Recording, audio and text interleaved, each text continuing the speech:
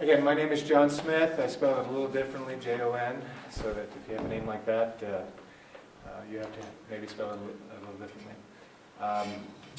My background is I'm a photographer, and then I went on to work in television news for a few years.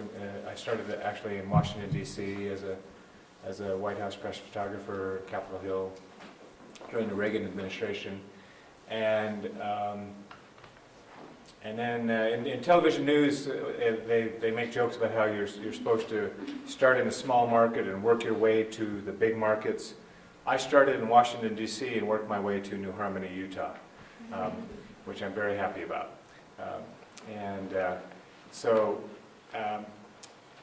The reason I'm here is because my dream was to be a National Geographic photographer and travel the world taking pictures, and that didn't quite work out. I ended up being kind of swallowed up into television news, and which is a fascinating business as it is. But then I also, through that process, have traveled fairly extensively, and that's why Johnny has invited me here today, because I've had several experiences where I've been able to practice and preach and experience intercultural communication. The Fulbright program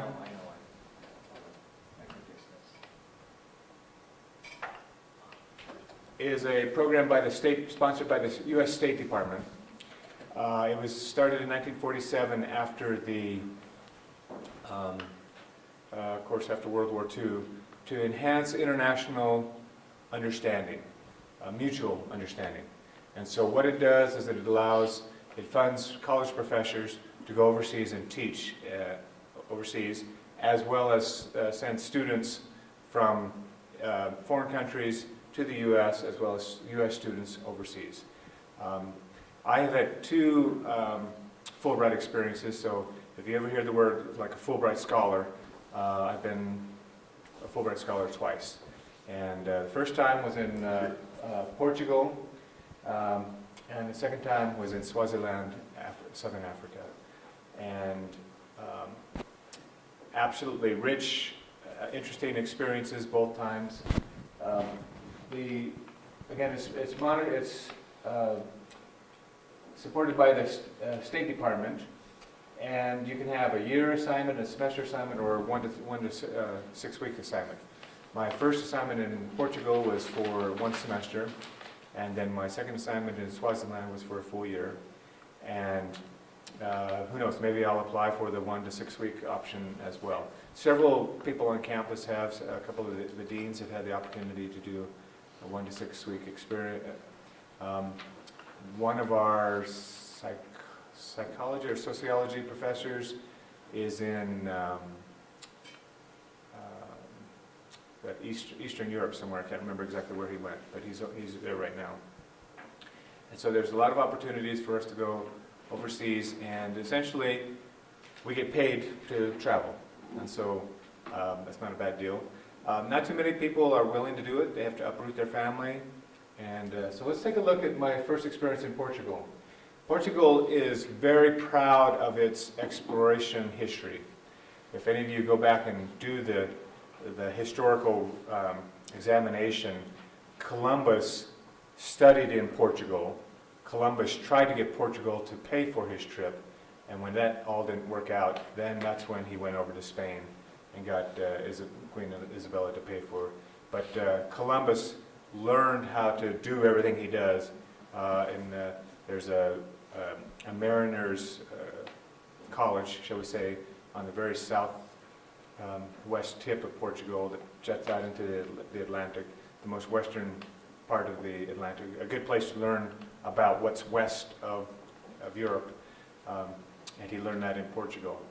But there was a man named Henry the Navigator, who was like a third son in the ranking of the monarchy at the time. He was never going to become king, so he decided to do something else, and he paid for trips. So he's called the patron of exploration. So he started to pay for all these trips. Let's go to the next slide. I was based in Porto. Does anybody know where Portugal is? Do I catch you off guard? Do you have to kind of think about where Portugal is? Some of us do. If I showed you a larger map, this is on the southwest corner of Europe. Spain is just to the east of Portugal. The Mediterranean Sea is down here. And down here on the south of Lisbon is that area where I was talking about, where they were studying navigation. Henry the Navigator is very well known, and I was in, let's go ahead to the next slide, in an area where we had very, very old ruins, Celtic BC, and combination of old and new, as well as modern. And so a lot of Europe is like that. Here in the United States, we talk about how old things are. If you go over to look at some of the Indian ruins, you go over to Mesa Verde, Chaco Canyon, Canyon de Chelly, some of these absolutely wonderful national parks, they're 1,000 years. Those people were 1,000 years ago. In Europe, keep adding zeros to those, okay? And that's how deep and rich the history is in Europe. Of course, we do have older things like that here in the United States and here in the West. If you look for them, just north of here, some mammoth tusks were dug up about half an hour northwest of us here. So there are, but not as deep and rich in human history. What is fascinating is when I went down to and I'll talk about this briefly, went down to South Africa. You study about human history, but then you begin studying about Homo sapien history and pre-Homo sapien. You start adding zeros to that figure as well. And just in the past year, they have found some amazing skeletons in a deep cave that are essentially an entirely new species of hominid. And some fascinating things that are studying in South Africa. But old and new together in Europe. Let's go. Same guy that built the Eiffel Tower built a bridge in Porto. So fascinating architecture. Romans came through the area, so they had some tile and mosaics in their architecture. Let's go on. I was in the city of Porto, and it's, anybody heard of port wine? I'm not a wine drinker, but if you've heard of port wine, it comes from Porto, Portugal. The British essentially exported all this wonderful wine from northern Portugal up into modern-day Europe. And so that's where port wine comes from. These are wine boats that come down the river from the vineyards. Let's go on. I took my family, 17-year-old son, oldest, then down to my, I think he would have been 10 years old or so, maybe less than that, 8 years old. So this was back in 2013, so this is 12 years ago. But that little guy now is 23 years old, 22 years old. So, but it is unusual for somebody in my position to take an entire family. The first question that people ask is, what do the kids do about school? It was not an issue with us with school, and we homeschooled all of our children all through their entire high school, all the way from kindergarten through high school. And so uprooting our kids and taking them to a foreign country was part of their schooling. It wasn't like we were interrupting their schooling. It was their schooling to go live overseas and meet people and learn the history of Europe. Okay. We lived 2 blocks away from the Atlantic. Absolutely beautiful, stunning beach there. Incredibly polluted, terribly, terribly polluted. Your feet, your shoes would stink after you'd walk across the beach. So some cultural and environmental issues that we were sorting with. Go ahead. We lived on a 2nd floor apartment, all 6 of us. We'd get our newspaper and daily news from the newsstands. We'd cut buses. When we'd go to the equivalent of Walmart, all 6 of us would be carrying big, huge grocery bags and jump on the bus and catch the buses to get the groceries for 6 people. Okay. I taught at the Catholic University of Portugal, very prominent university there in Portugal. And my assignment was to teach broadcasting, but specifically I had the tough job of teaching American comedy. And so we had to do things like watch old episodes of American comedy. So, and we would watch episodes and critique them. We would, because I do television production, I'm a television producer, we also produce some comedy. So go ahead to, so here they're doing a skit. I can't remember the exact skit. It had to do with a doctor and the guy who thought he was a Roman emperor. But we used the same television production equipment. This was the last day of class, and last day of class, over there on the right-hand side, they presented me with a nice bottle of wine for my efforts. I gave it away to somebody that would appreciate it a little bit more than I. But interestingly enough, the guy over in the far right also, he was a exchange student from Finland, and all the rest of them spoke a variety of English. My job was to speak English to them and with them. And I had a class about this size, and I would be talking, and you could just tell there was nothing registering. They weren't. Some of them weren't understanding a word I said. And the rule in my class was, it's your job to either ask me to clarify, or you ask your classmate to translate and to clarify the assignments in the lecture. And so they got immersed into a lot of English with me. One of the times, we were about halfway through the semester, and I said, okay, let's throw out the curriculum for tonight. Let's just have a question and answer. Anything goes. Any questions? And the first kind of timid hand went up, and he said, could you explain the rules of American baseball? We see it on television all the time, but we don't understand what's going on. And so I spent a few minutes explaining American baseball. And then a second question, and this was, to give you some context, this was shortly after Arnold Schwarzenegger had been elected governor of California, and shortly after George Bush had used Portuguese territory, the Canary Islands, to announce the attack on Iraq, to start the Iraqi war. And so the next hand went up and said, how do you feel knowing that you have an idiot in George Bush as a president? So that was, their perspective. They're just seeing, they're just watching what's going on. And in America, can you imagine what other countries are watching now? Oh, yeah. They're watching Trump and, just the antics that are going on with all of our political system. Okay, so we spent some time talking about that. And, okay, let's go on. More of the comedy sketches that I allowed them to do their sketches in Portuguese, even though I don't speak Portuguese at all. I allowed them to, they had to turn in their scripts in both English and translated it, but when they actually performed it or we shot it for video, they were able to do it, so that's why there's some Portuguese written on the board there.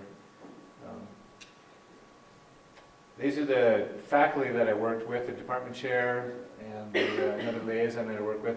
I was part of my job was to work with the faculty and advise them on their curriculum and how they're working through the content of the communication or broadcasting course.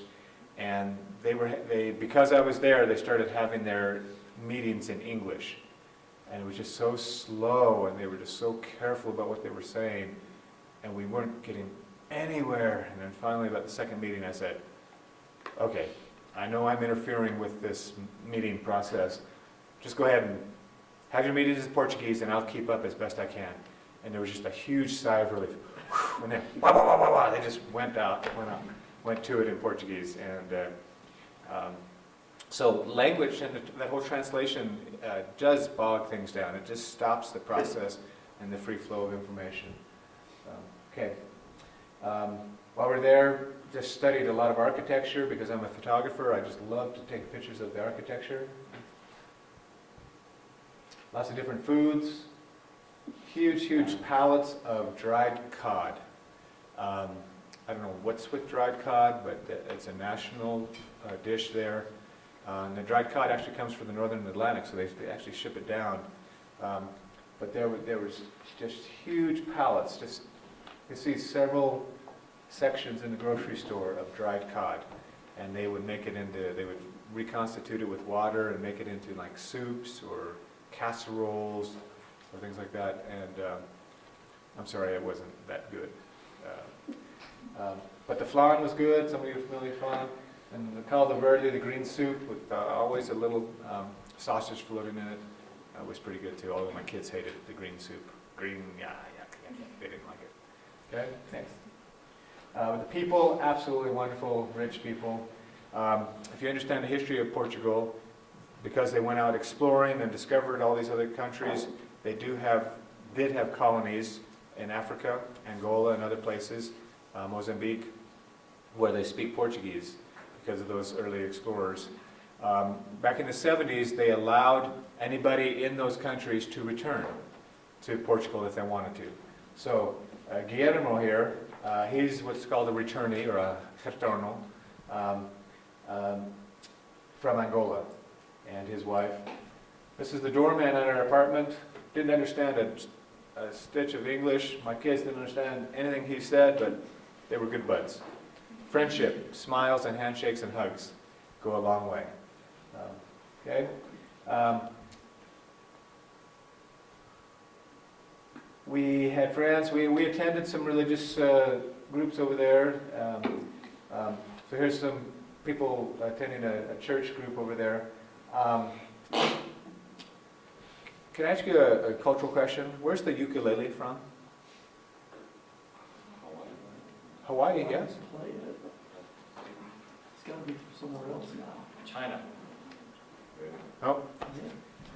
The ukulele, we know it, we think it's from Hawaii. You know, we have, but in Hawaii they had all the sugarcane plantations in the late 1800s, and they needed workers, and so they brought in Chinese, Filipino, and Portuguese workers. At that time is when the ukulele was imported into Hawaii from Portugal. So Portugal is the original source of the small guitar, the ukulele. So Guillermo, he could really let the fingers fly playing the ukulele, and so that was just. Yeah, and by the way, I grew up in Hawaii, so that was a fascinating, interesting thing. That here I am, U.S. and Hawaii, we're all the big important people, and of course the ukulele came from a U.S. Hawaii. No, the ukulele came from Portugal. Next. A lot of open markets. As a photographer, I love the rich colors and the textures and people in the markets. Barcelos is one of the largest outdoor markets in Europe. Okay. Southern Portugal looks like almost Bryce Canyon, and then add the Mediterranean Sea on top of it. Fascinating rock out there. My son, in the same sand, back in these rocks, my son found a shark's tooth, a fossilized shark's tooth about that big. A lot of natural history going on in that part too. Okay. Before we started in Portugal, we made sure that we did a little trip through Europe. So we spent some time with some friends that we had met in Europe, in Austria. Beautiful colors, rich. I never knew that there were warm lakes in Austria.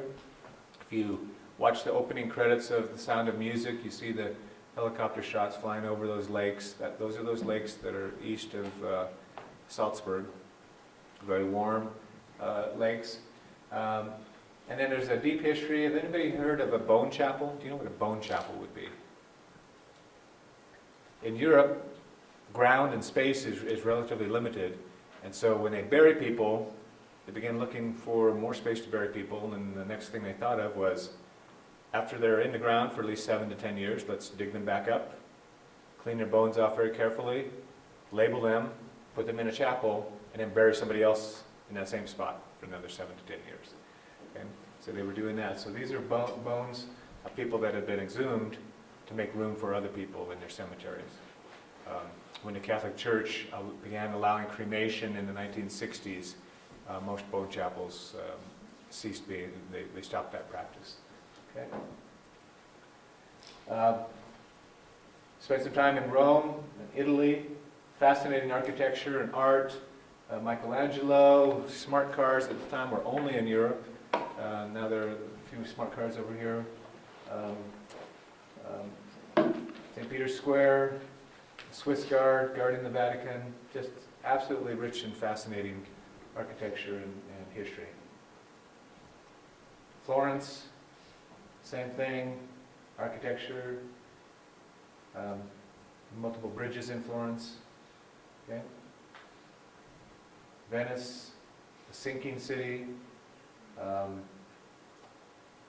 you saw one of the James Bond movie. You can see, some of the adventure in Venice. Let's see, the Italian Job starts off in Venice too, I think, with a boat chase in Venice. But fascinating to take the boat taxis around town. Most of the buildings in Venice have kind of blown off or stopped using their first floor because it's sunk down. The entire city is basically built on a swamp, and they just started putting fill and debris and everything, and so they built it up to build a city, but now it keeps sinking a bit. At the same time, climate change might cause some problems with Venice as well, just like it will with Manhattan. Okay. Got to visit Madrid. Interesting thing that my kids said after they went through all of our European visits, they said, please, please, no more old churches or museums. They started begging us, because. And when a couple of my kids came back and took some beginning art classes here at the university, they flipped through the textbook and they'd say, yeah, seen that one, seen that one, seen that one, seen that one in person. And they kind of kept it on the down low.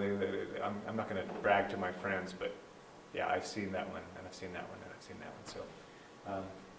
So they actually saw some very, very famous pieces of artwork in person and enriched their lives as far as understanding the deep history there. Okay. While we were there, we explored the architecture in all the different cities, art and architecture. Okay.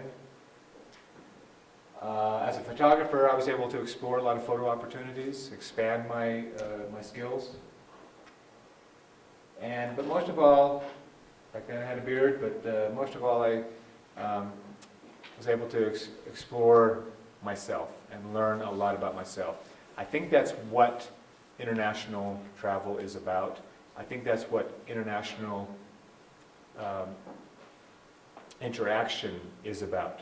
Because if we stay within our own bounds, if we stay and just interact with the people that are just like us, we're not stretching ourselves and exploring other ways that people live. Okay? So that finishes up Portugal. Let's go on to Swaziland. If I were to ask you guys where Swaziland was, would anybody be able to? Yes, I know where Swaziland is. Describe where Swaziland is at. It's just kind of like down there in Africa, South Africa. Okay, it's one of those tiny small countries that are inside of South Africa. The other country down there inside of South Africa is Lesotho. Spelled Lesotho. I can't say it, how it's spelled. I know those are right next to Mozambique. But what we don't understand is how incredibly large Africa is. Inside of the continent of Africa, you can fit China and the United States and Australia and other major continents inside the continent of Africa. Over 150 countries. South Africa itself is almost the size. If I were to ask you, how large is South Africa? Would you think in your mind it's almost as large as the United States? Most of us are like, no, it's just that little country down on the southern tip. When we flew from the the eastern part of South Africa, Johannesburg, down to Cape Town, it's a 3 to 4 hour flight, which is similar to flying across the United States. Okay? So Swaziland is that tiny little country. When I first told my students I was going down there, they said, that sounds like a theme park, Swaziland. Okay? And it also sounds very English. Why would the word Swaziland? Well, because when the British were there, they labeled these small sections. They were colonizing these sections, and Swaziland, and Zululand, and Lesotho land. They had all these lands that the British had claimed, and when they gradually all got independence in the 60s usually, some of them changed their names back totally. Swaziland kept its British name, Swaziland. So, like I said, it's a small country. It's about 100 miles east and west, 120 miles north and south. You think you could kind of rip through there, but the roads don't really allow you to do that. There's a couple of main paved roads through the country. Let's go on. This time, most of my 3 older kids were off and doing their own thing. We took our 17-year-old son, and we just started having a blast at the game reserves. While I was teaching school at the University of Swaziland, my son and wife would go out to the game reserves almost every day. And this game reserve was about 10 miles from where we lived. Let's go on to the next slide. I worked at the University of Swaziland, worked with some of my students here. We lived on campus at a house. We bought a car while we were there. One of the first things we had to do is learn how to drive on the opposite side of the road and do a stick shift with the left hand. Okay? And so we joke about how the windshield wipers would always go on because the windshield wipers and the turn signals are always reversed. And so I'm turning, whoop, so it took us a while to get used to those kinds of things. And even now, my wife and I joke about how we come to like a interstate on-ramp, and we have to do just a fraction of a second calculation. Which way am I supposed to get onto this freeway? Because it's totally backwards there. But we had a blast cruising around in a little Honda CRV which we purchased without ever seeing it. We had a mechanic check it out for us, and we paid for it online, and it was waiting for us when we got there. A little risky, but it worked out perfect. Okay. I taught broadcasting to the students there. The students at the University of Swaziland had never covered their own commencement with television cameras. They had never done video stories. So the first thing I did is we covered their graduation. They have graduation in the fall for the last year. So it would be like us having graduation in August or September for the people that graduated the year before. They don't have graduation right then in May like we have it. But the King Mswati III, is the president of the university, and he speaks at all the universities. But the students were proud of their press passes because they said, "How are we going to get permission to cover this event?" And I said, "I'm going to make arrangements, and we'll print up our own press passes." "You can do that?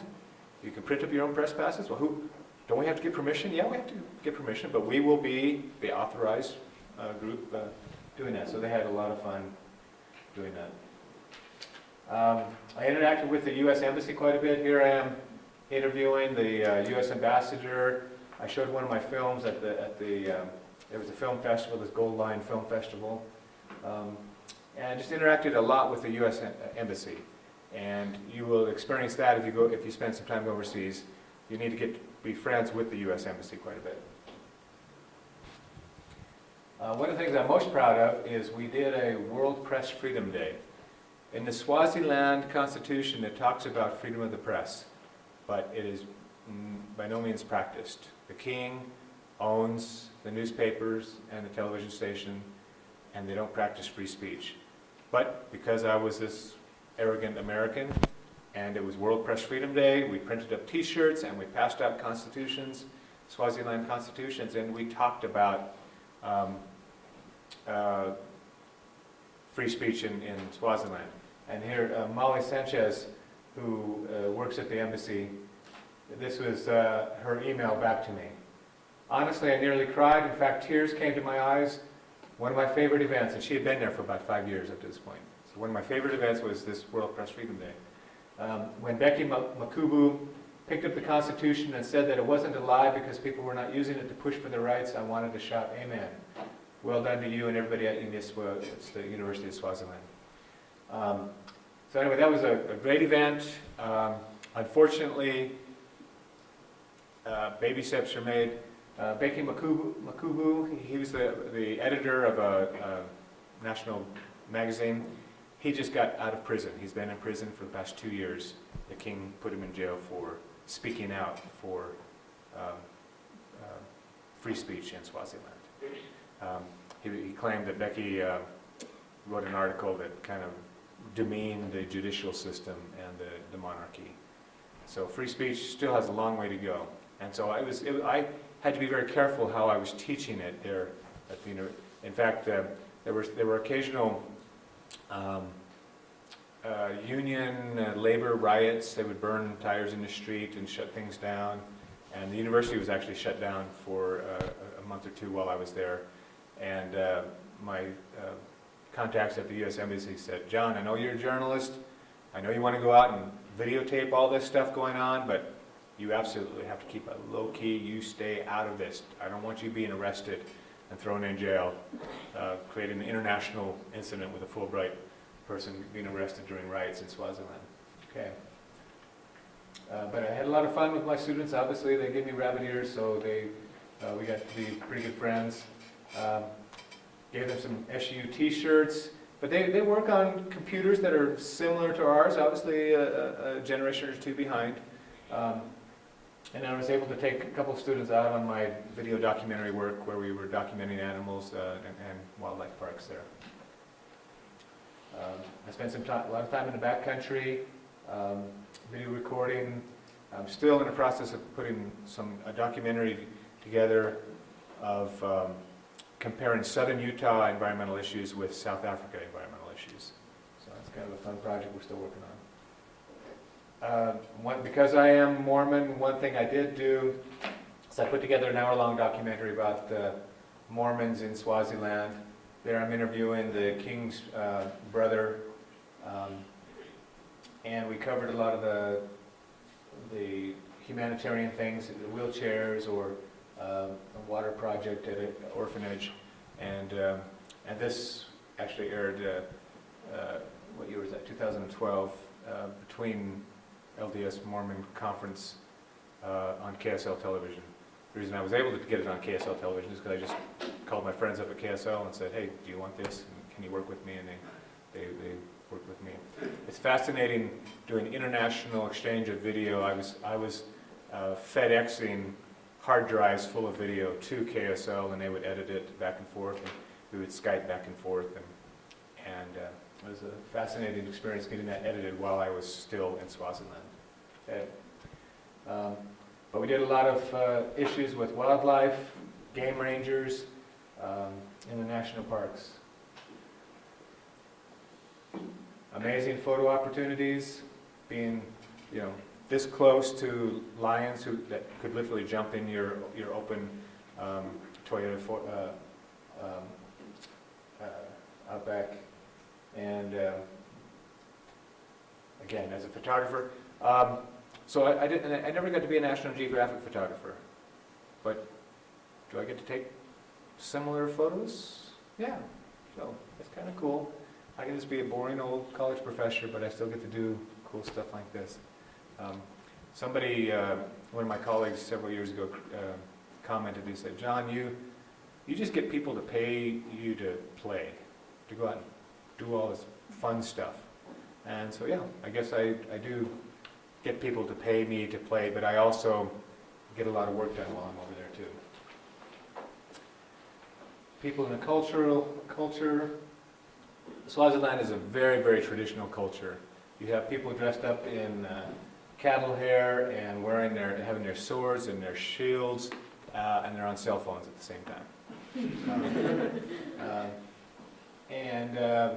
These are our neighbor kids, and we went to some very traditional ceremonies.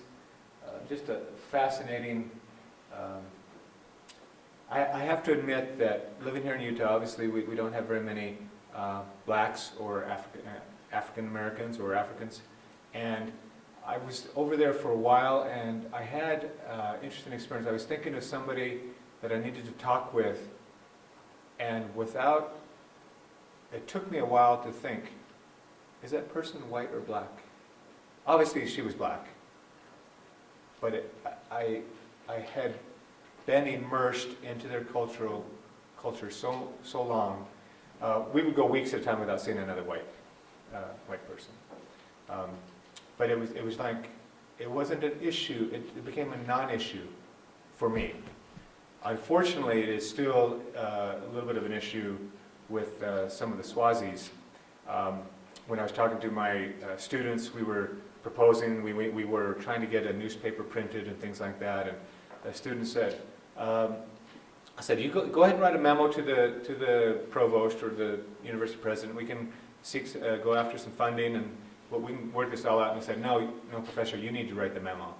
And I said, no, you go ahead and write it. And I said, no, you write it. And I said, why do I need to write it? And I said, your skin.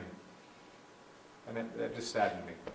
That still whites in South Africa had a little bit more leverage than the blacks, according to these educated college students. So that was a little saddening for me.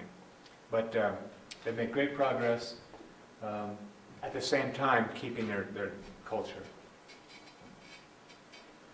Enjoyed a lot of different food. Here's my wife holding a dish of warthog. And these big poikie pots, or big, actually those are the original. Do any of you do Dutch oven cooking? Traditional Dutch oven cooking here? You know, they're kind of flat. These are the original Cape Town Dutch ovens. Big round things, and then when they brought them here to the United States, they made them flat and put legs on them. But see, that's how they cook on open fires there in South Africa. And those are from the original Dutch or Afrikaans from South Africa. But impala is being cooked in theirs. And then you see we're having an outdoor dinner at this game refuge. You see the guinea hen, the guinea fowl in the back there, and we're eating impala and different game at that on that safari. Okay. My son made some really close friends. We all made close friends from a wide variety of cultures. Zimbabwe, from India. These were other faculty members that were all teaching at the University of Swaziland with me. Okay. Were the goals of the Fulbright accomplished both through Portugal and through Swaziland? Did it increase mutual international understanding? Did I come away with broader international understanding? Absolutely. Did the people there, from my discussion with them, learn about baseball and George Bush? Did they increase their international understanding? Yes. Did it help me do some of my professional development? I've spun off several documentaries from my work there. I'm continuing to be able to do things there. And by the way, since that time, my wife and I, we were there for a little over 10 months. We had all these amazing experiences.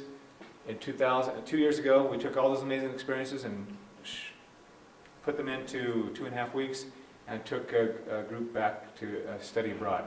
So if you see any publicity about the African Adventure Study Abroad, that's me and my wife going back, and I teach travel photography, and my wife teaches ecotourism, and we also go back and we do orphanage. We do some work at some orphanages, some literacy projects and things like that.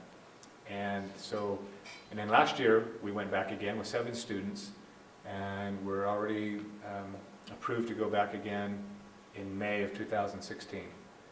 We can only take 6 students I think we have 5 apply right at this point. So if any of you are interested in going on a study abroad with me and my wife and I to shoot the kind of pictures that you saw here of African animals and orphanages and working with kids at orphanage. I didn't tell you about some of the health issues that Swaziland has. Swaziland has the highest HIV/AIDS rate in the world. 1 in 4, almost 1 in 3 adults is HIV positive. So it means a lot of the college students that I worked with were HIV positive. One student, the first time I met him, he said, I'd like to travel to the United States. Do they allow HIV positive to travel to the United States? Valid question. But the huge health issue, because there's an entire generation of kids that are being raised by their grandparents, because people, not as many people 20 to 40 years old are living. They all died. A generation has died in Swaziland. And so it's really sad. So there's a lot of U.S. efforts to help with that. There's a lot of, you have to kind of get used to it. Every public location you see, condoms are sitting out on tables, free distribution of condoms, billboards saying, stick with one partner, billboards just saying, reduce AIDS. It's just a major public health issue. And they're trying to fight that. They had, when we got there, they were having a major push, and I think the science is still being debated about this, a huge issue for adult male circumcision, because there's some science that supports that circumcised males are less likely to transmit HIV. What that actually led to, one of those times with my Swazi students, I said, okay, no more curriculum, let's just ask questions. And we asked questions about culture. They knew more about our pop culture. They knew about all of our celebrities and movie stars more than I did. But I asked them about AIDS. I said, so tell me what you were taught. Oh, and by the way, they have to take a general education, every year they take a general education class in their college on HIV. They sit in a class like this 3 times a week, learning about HIV and the challenges, all 4 years of college. I said, so what do they talk about? And I said, well, he said, early on, I said, where did AIDS come from? And Musa, who I was talking with, he kind of got a funny look on his face, and he said, well, there's some belief that it was developed by Americans in their labs and infected into the African continent to destroy us. Interesting. And I said, well, that's not what we hear. And he said, well, then the next story is that whites had sex with monkeys, and that's where it developed from. And so this whole, it actually came from monkey meat, but it came from Africans eating monkey meat, bush meat, not necessarily having sex with monkeys. So there's a lot of misunderstanding, a lot of information that still has to be shared as we increase our mutual understanding of between cultures. So I appreciate the opportunity to travel overseas. I was a Mormon missionary in Santiago, Chile 30 years ago, 35 years ago now. And so I speak a little bit of Spanish. So understanding the language is really important, really interesting. You have much better perspective if you understand language and word use. If you drive down the streets in Swaziland, another huge issue is government corruption. And so you wonder why. We obviously have huge issues with government corruption in the United States. But I asked the question, so why is there such government corruption in Swaziland? And one person explained to me is that in their native language, Siswati, by the way, English and Siswati are both official languages in the country, so everybody who's educated speaks English. The young kids don't speak until they learn English in school, once they start school. But he said in Siswati, the closest word, translated word to corruption is opportunity. Really? So how does it work? The closest translated word to corruption is opportunity. He said the way it works is, if I were a chief of a tribe, and a man comes to me with an issue, and wants me to sort it out and make a judgment about it, or sell him land or whatever, and he gives me a chicken, I consider that. Then the next person comes to me, and he wants to buy land or consider a judgment or an issue, and he gives me a goat. Which opportunity am I going to take advantage of as the tribal leader? I'm going to take the opportunity to take the goat. So you see how it's not seen as bad corruption.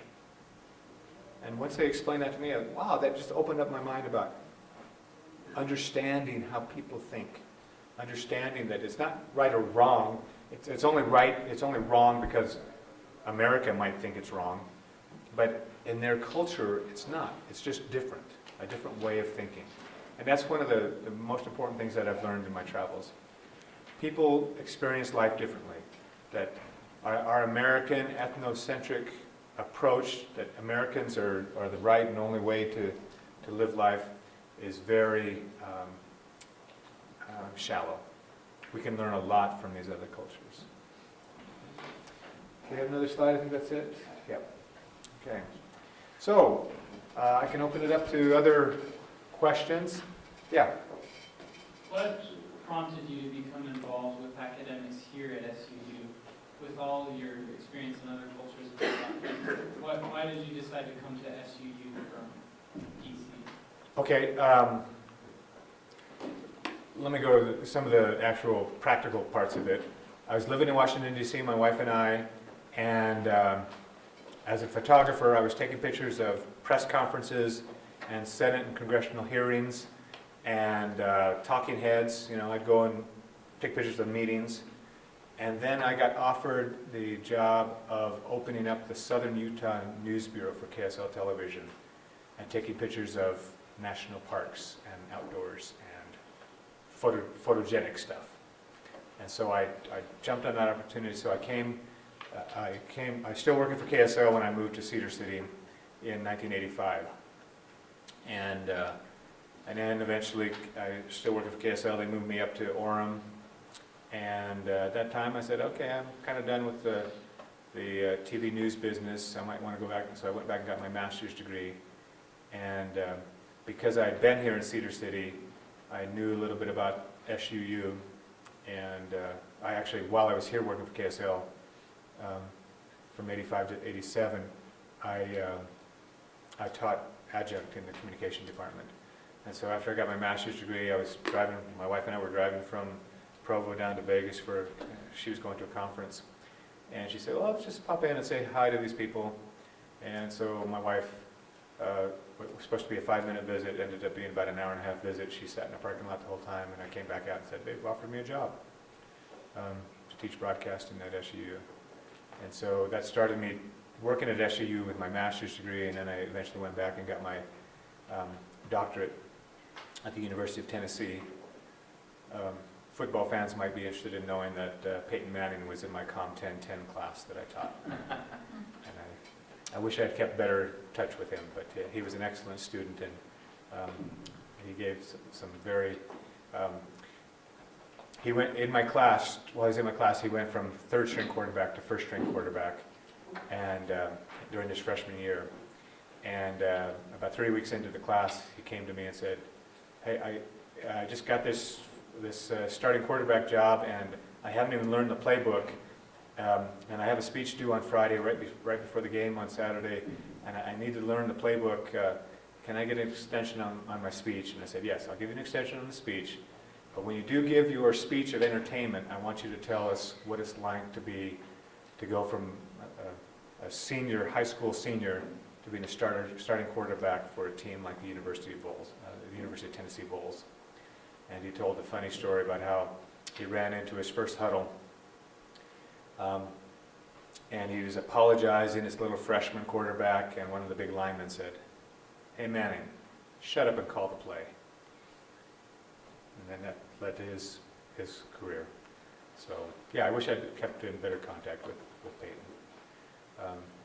But that led me then, so I started teaching here. I was hired on at SUU, doing mostly broadcasting and communication courses.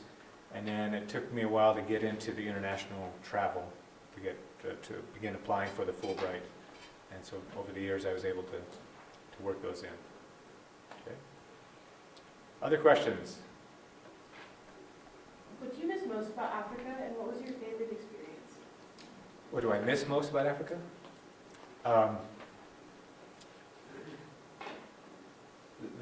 The songs and the music of Africa, just their a cappella voices are just absolutely amazing.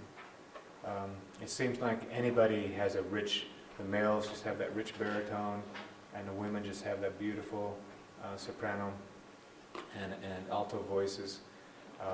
And it seems like anybody can just sing out a tune without instruments. They do have some very basic instruments, drums and like a single string gourd kind of instrument, but it seems like they can all just sing beautifully, and we love that when we go back and we listen to their singing. What was the second part? What's your favorite experience?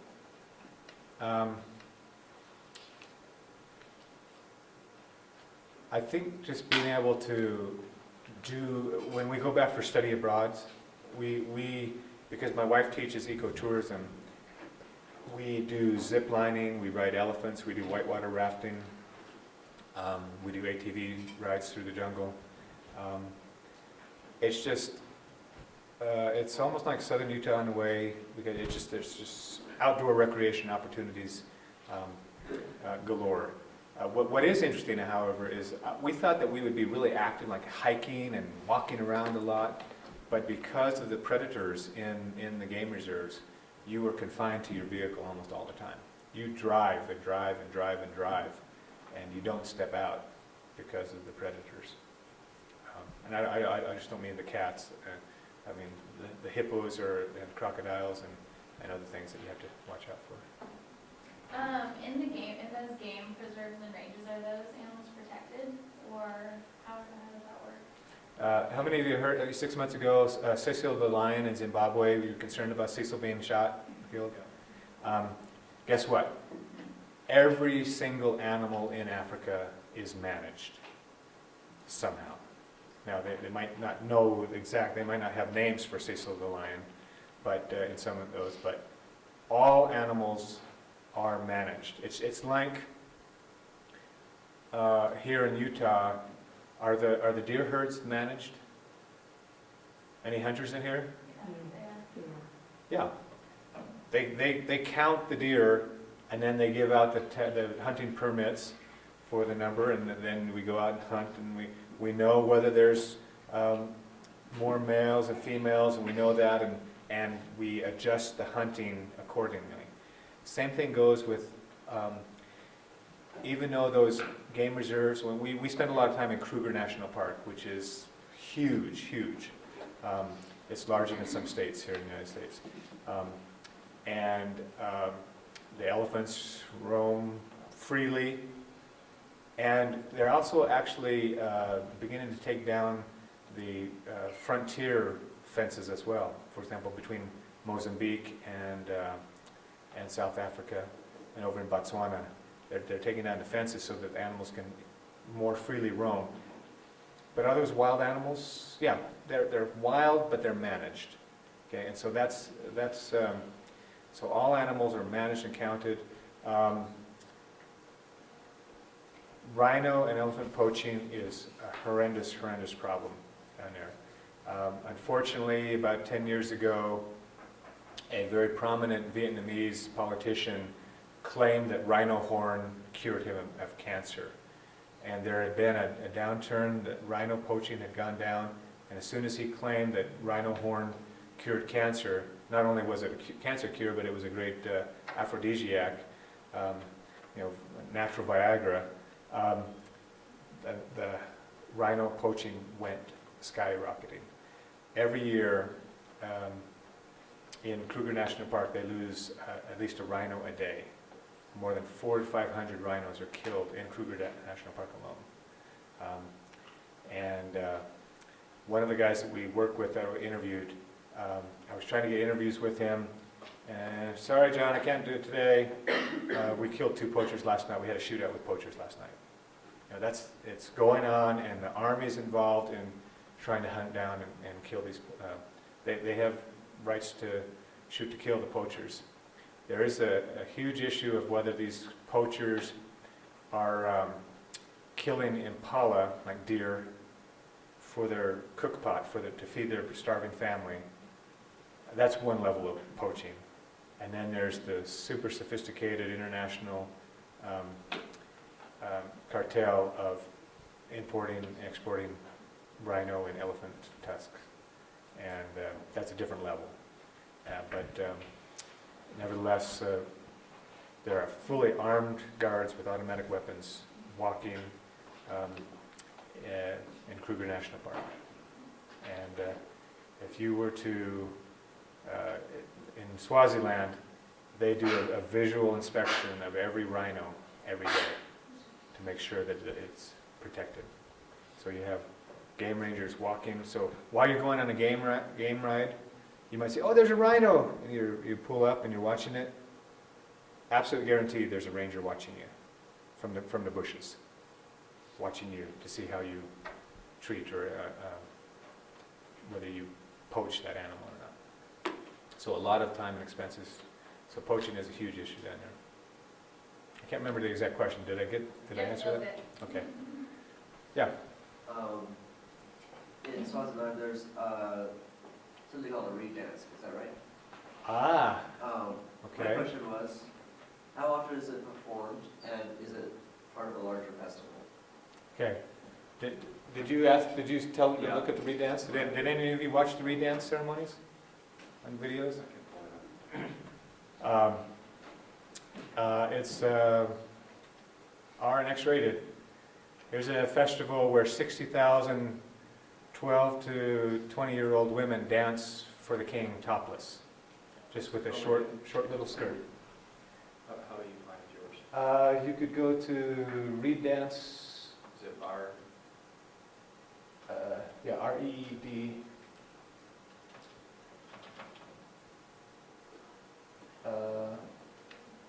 Let's see.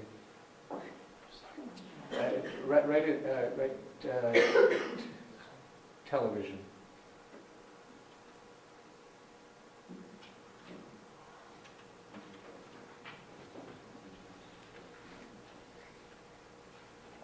Let's see.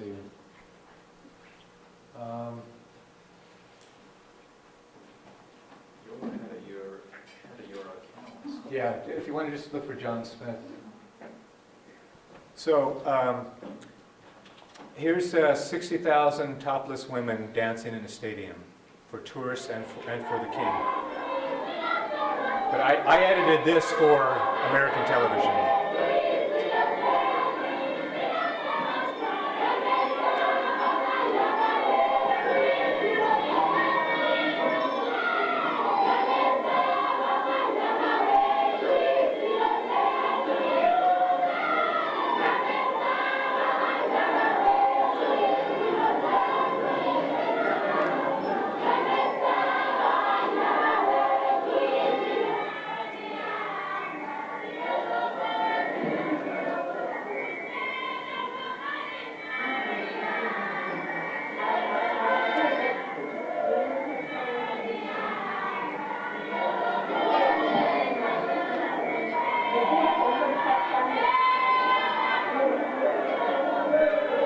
This is the king.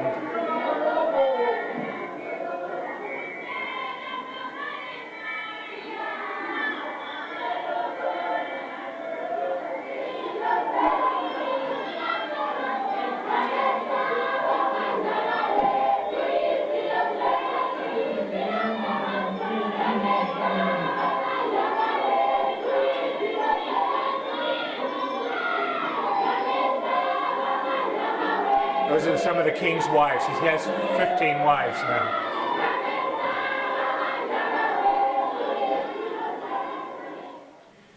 And so the reed dance is internationally known.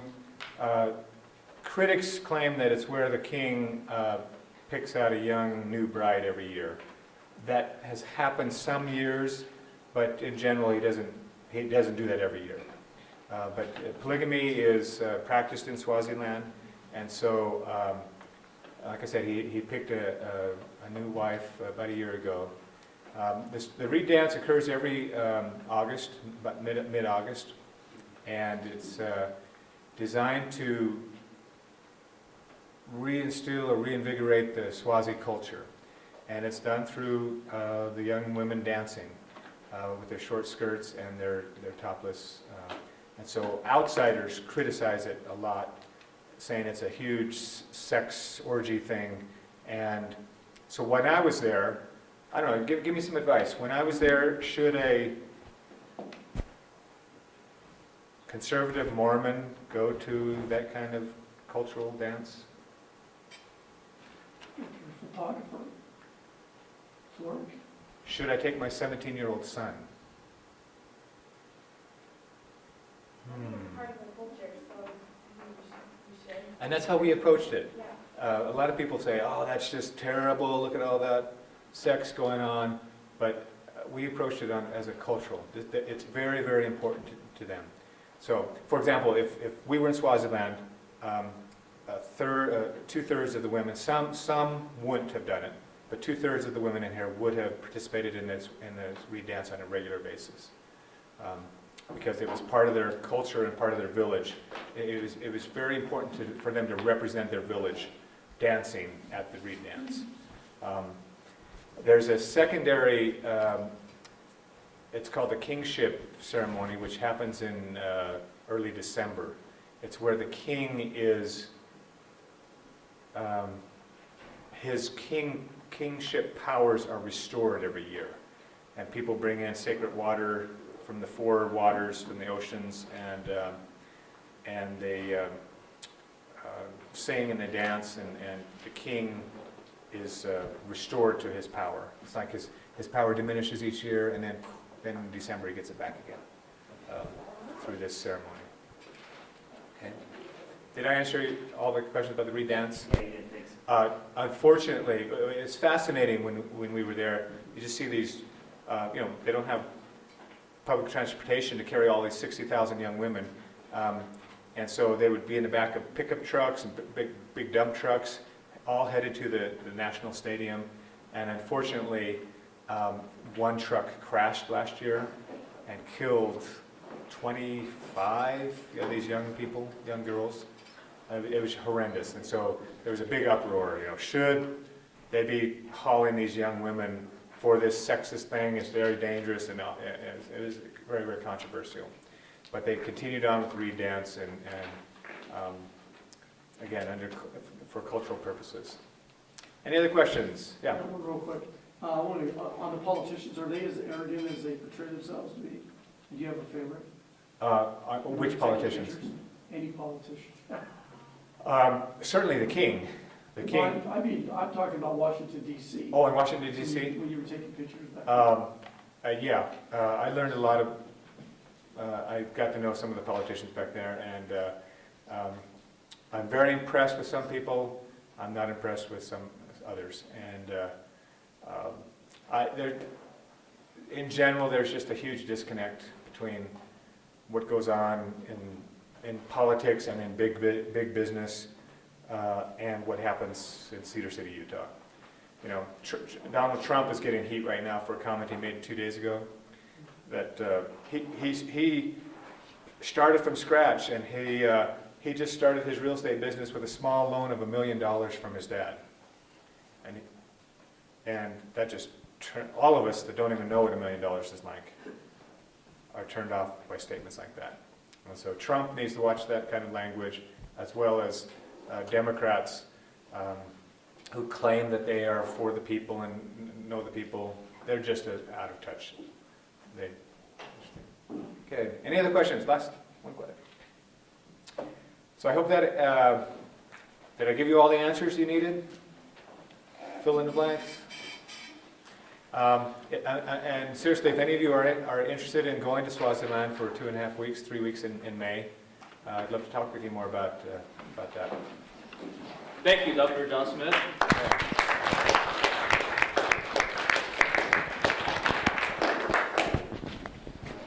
All right, go ahead and, before you go, if you have any questions about your presentation next class, don't hesitate to ask.